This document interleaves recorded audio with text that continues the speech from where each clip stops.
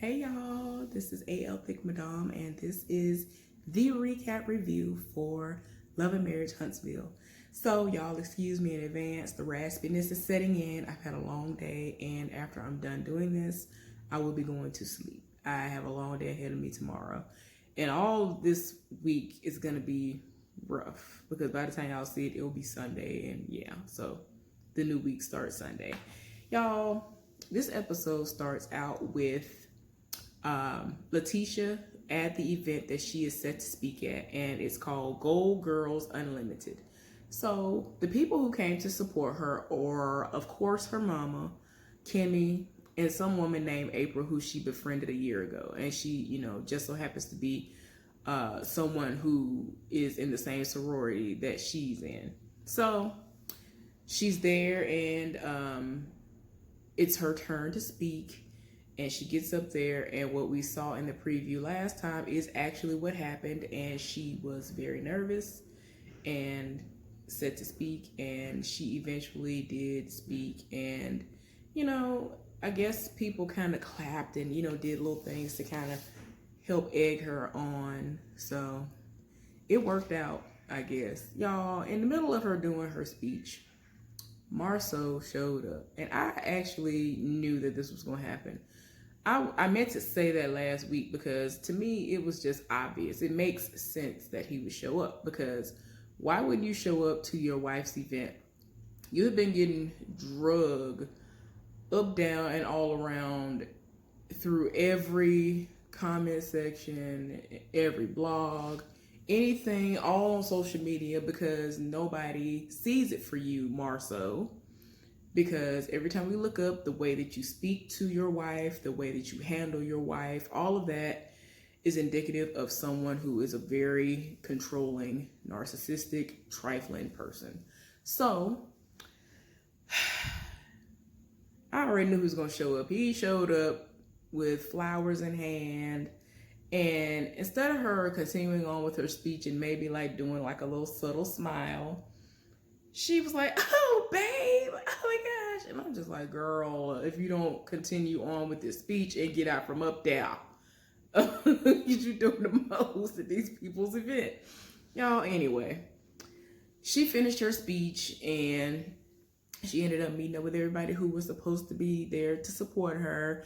And Marsau gonna come up to her and was like, "You did a great job, babe.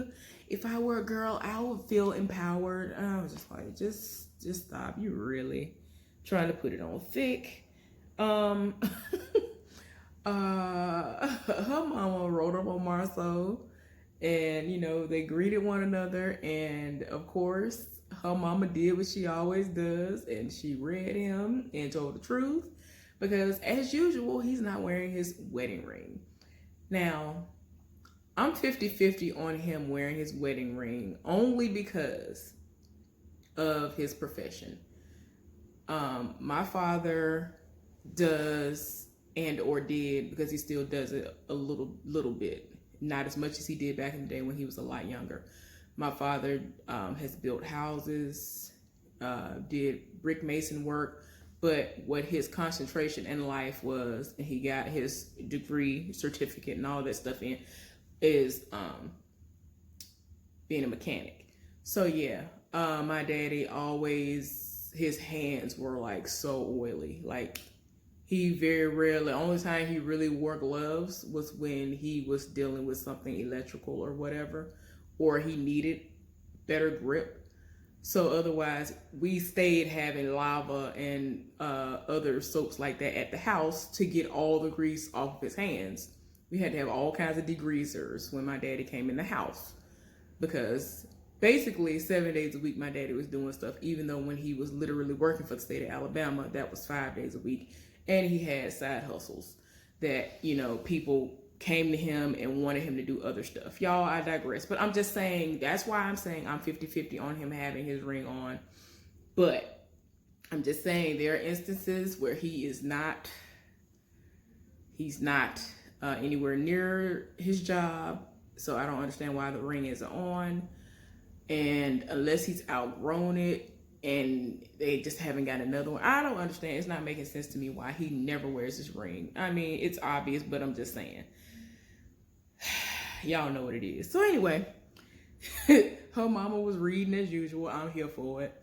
And, you know, it's basically, that was his cue to, like, you know, you need to shut up talking to me because I see you still not wearing your ring. And I was just like, yes, ma'am, you better read. Her mama was reading again and was like, oh, it's good. It's nice that Melody didn't pop up to your event and try to spoil your event. And I'm like, girl, you should have been reading your own daughter, because didn't nobody ask her to pop up at Melody's event and get her own feelings hurt. She wasn't invited. So she only can be mad at herself about the outcome because didn't nobody invite her yet again. And Melody has a whole baby, like brand new baby, at the house. And she's at the house working from home, mind you, and taking care of home. So she's truly not bothered by your presence or what you have going on event-wise or whatever else, so you didn't have to worry about her popping up. I could have told you that, and I don't even know her. But anyway, who am I? Y'all, her and her new friend have this like little slogan or saying that they say, and I think it's so stupid. They said, some people make mess, some people make money, and they got their life, and I'm just like, why? Like, why? Anyway. Girl, bye. Melody and Martell are at the house, and Melody's mama comes over to help them because that is a lot going on. You have 3 small children, and then you have a whole baby, and it's a lot going on. Y'all have thriving businesses, and Melody is really, really busy with the baby, and I don't think she's had time to cook, so her mama has actually brought food over. The grandkids make it seem as though she actually cooked. They love her cooking, and they actually kind of read their mama's cooking in the process, but her mama had to kind of save her and was like, well, mommy can cook too. So anyway, y'all, I guess the kids went to go wash their hands for dinner and wash up or whatever, and the 3 of them started talking, and it just got to a point where, you know, she was just like, her mama was like, look, I just don't understand all this drama that's going on. I don't understand why I was being drugged into it. I understand y'all have a back and forth, but I don't understand why I'm being brought into it. Marsau sat up there and tried to insinuate and allege that there's video footage of Melody's mama engaging in sexual activities. So there's sex tape. And he's kind of making it seem as though, like, hey, don't make me have to go on ahead and leak this. And he has also apparently done some other things that we'll discuss later on in this video. Y'all, it's just a lot, and everybody's tired. So I was kind of disappointed in the fact that at the end of this scene, they showed Melody and Martell engaging in sad behavior because they're adults. Both of them are in their 30s, just like me. And I'm just like, why y'all do that? So you could tell that they basically were trying to say that Marsau used to be fat, big, or whatever. And Marsau clearly was like, fat boy. And Melody was like, no, don't do that. He's lost a whole lot of weight. And I'm like, we're really talking about fat jokes. When I tell y'all, I have been called fat in so many different ways that it does not even affect me. Like, people think that that is something that affects me. I'm like, I've been told I was fat even before I became fat, but okay. Like, that is something that does not bother me. But I just felt like that was done in poor taste. And it was like, y'all did not have to say that. That is crazy to me. That is crazy, but whatever. Y'all, Maurice Jr., monster. Let me just make sure I have clarification. The child monster. He's on FaceTime with his mama, Kiuwha. And I didn't know if they were in Alabama or not because y'all already know he basically offered up a house that he was going to pay for everything just so that he can be around his son. And I'm just like, whew, you ain't rich. So you offered up a whole lot. And I mean, I get it. But I just feel like the mama need to meet him halfway. Like, Lord, maybe I'll provide you with the house, but you can pay the, utilities. Have it where I, half the year I live down there and the other half of the year I live up there or something. So there's some kind of I don't know. I'm just trying to understand why that was, he had to go. It's sad he had to go to that drastic route in order to be able to see his son, y'all. But anyway, as of right now, he is living down south in Huntsville with his daddy and going to school and doing all that. But he was on FaceTime with his mama. She was talking about how she misses him and all that other stuff. So his daddy came in. He had been cooking, and it was about to be dinner time. So he actually told her that he likes his friends in Alabama more than the friends he had up north. And so his mama is shocked that he's, getting his life and enjoying his time down in the South. So then, since Maurice, his daddy, walks in, he starts talking to Kiuwha, and, they made small talk and, the salutations of, hey, how you doing? And all that good stuff. So, she was, like, well, he seems happy and I'm glad. Y'all hold on, the sirens. Okay, y'all, it's a Saturday night. Anything could be going on, so I had to go ahead and pause it. So, yeah, y'all. Anyway, they were talking, and he was just like, well, how are you doing with this adjustment? And, she seems like she really is in good spirits. And so, as of right now, they're not in Alabama. Her and her husband are not living in Alabama. Per that episode. So he's trying to figure out, what is going to be their next move. What are they thinking?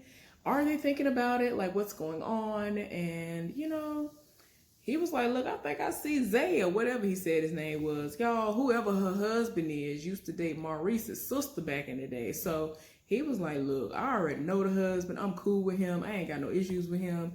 And, they actually seem to have a decent bond. So I was like, okay. My only issue with Zay is that apparently he is an Auburn fan or something, and I ain't got time because I'm an Alabama fan. So he already got a strike against him. Kiuwha already got all of them against her. But anyway, we ain't gonna talk about that. Y'all, but anyway, I don't know how that is gonna pan out because they made it seem like they were gonna move down and make it full time so that it could be so easy for him to access his son, because he really wants to be a ever-present father. Like, it's rare, and it's sad to say, it's rare that you find, let me just go ahead and say it, Black men who want to be that active in their sons' lives. A lot of them are happy to be the ones that are, oh, okay, that's my son when he win a game or when he doing something, but they don't want that responsibility of having to, for real, take care of them. So, I mean, kudos to the ones that are out there that are doing it. I have a few friends who actually do that are guys, and they are amazing fathers, real men. So yeah, y'all, Marsau, Maurice, and Sadaric are at this place where they seem to be working out and they're talking, and Marsau was talking about how it's so hard for him to get with this schedule because, like, one of their kids has to be dropped off at one time, another one has to be dropped off at another time, one of the other kids that he already dropped off that morning has to be picked up at like 1 something, and all the rest of them are at school. And like, he is like spelling out all this stuff, and Sadaric is like, yeah, so everything you saying, you do realize that that's something that Tisha does every single day, on top of all the working that she does and all the other stuff that she does. So yeah, put some respect on her name. I was like, oh my. Might as well have to say put some respect on her name at this point, because he really was trying to complain, and I'm pretty sure this is not something that he's just picked up and he's just been doing it daily. Probably something he has to do every other blue moon. So, sir, if you don't go somewhere, sit down. Y'all, so anyway, in my mind, that just shows how little involvement he really does have with his kids. Like we've always seen. It just is what it is. And Exhibit A.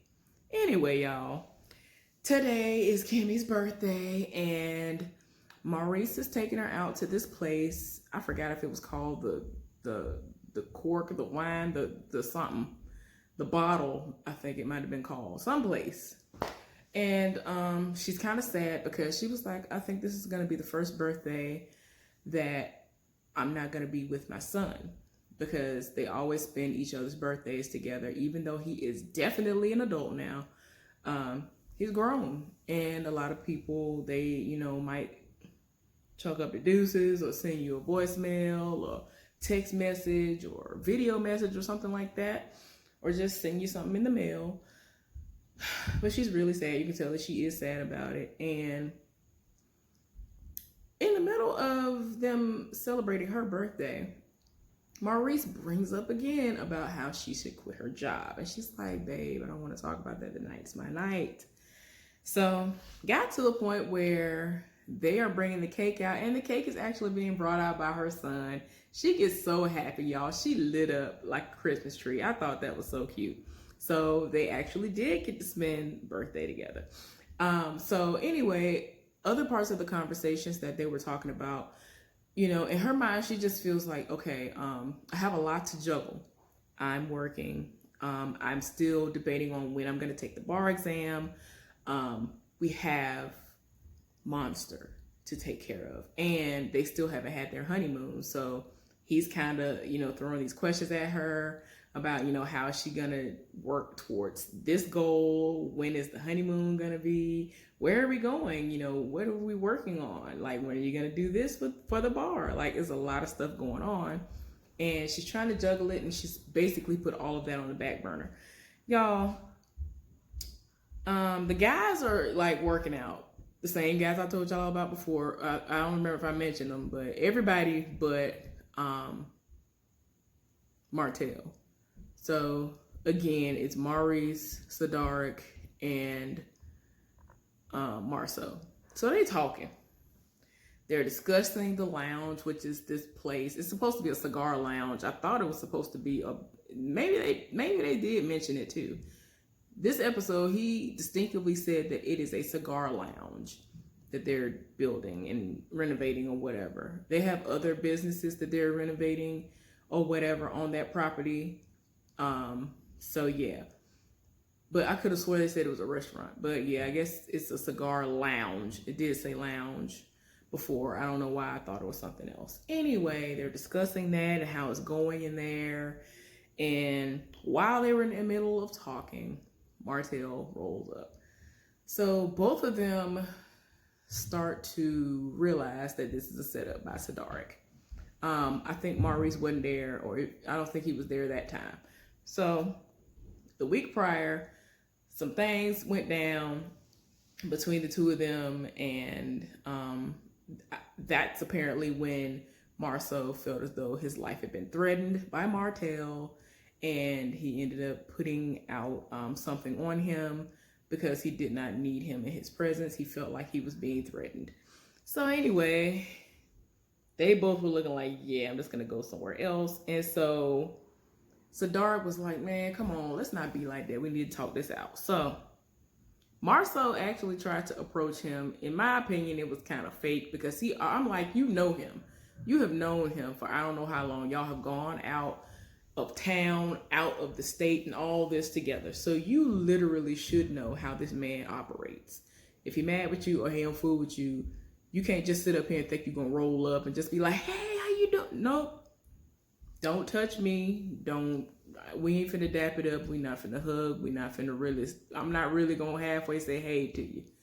You might get a head nod real quick. You might get that. You'll be lucky if you get that, if I'm that like enraged and I don't have words for you. So he tried to roll up and kind of like tried to like pat him on the back or whatever and I was like, you already knew you was wrong for even trying. Martell wasn't here for that. Sadaric is playing mediator. And apparently, like I said earlier, Marsau felt as though Martell threatened his life. And apparently something has happened, which is the Scotts, and the ones that I'm talking about are Tisha and Marsau. They've apparently sent a blogger his tax information, Martell's tax information. So he's trying to make it seem like, why would I have your tax information? I wouldn't do anything like that. And that's not something that I would do. And he kept trying to insinuate that a man wouldn't do something like that. That's something that a woman would do and all of that. Y'all, I was just like, just stop. So it got to a point where they were going to go nowhere. Martell was like, yeah, I'm going to go find another gym. And so they were like, okay, yeah, do that. And, excuse me, Marsau said something to him. And Martell was like, you should be glad that I used words instead of my actions. Because I throw hands. What's that Toby song? Y'all ever saw that? Toby be killing me. I have been on Toby. I have been up on Toby for quite some time. Y'all better try the song Try Jesus Not Me or whatever it is. Toby. I don't know how to say the last name, his stage name, but he everything. If I think about it, I'll put the link to it in the description box. But y'all need to go fix that. Go find that video. That video is like 2 minutes. That is 2 minutes of getting your life. Toby is hilarious, and he don't play about fat or the babies. He don't play about his kids or his wife. It is what it is. Try Jesus. Don't try me. Y'all, Marsau and Tisha are talking about the aftermath of what happened at the gym. And I'm just like, everybody just stop. Of course, Tisha wants it to be about her. She was like, well, did you take up for me? You know, as far as what happened when I went to her event and everything went the way. He was like, look, I'm not you. So no, I didn't take up for you. I wasn't there. And I'm like, exactly, like, I hate to admit it, but I'm like, that's right. He wasn't there. Why is he going to take up for you when nobody invited you? I would understand if you were invited and then that was the setup for you. The setup for you was to be invited and then they kick you out just to laugh at you. Be like, I got you to come out here, waste your gas and time, help and watch you get kicked out and then video recorder or something like that. I would understand if that was what happened, but it wasn't. So I'm just like, girl, ain't nobody supporting your foolishness. Didn't nobody ask you to come. You didn't have a one-on-one. You just gonna come out of nowhere after all of this Twitter battling and all this internet gangster stuff was going on. And you just felt like it was just deemed necessary and just cool for you to just pop up and be like, hi, I'm supporting you. Like, no, that's not how it works. So anyway,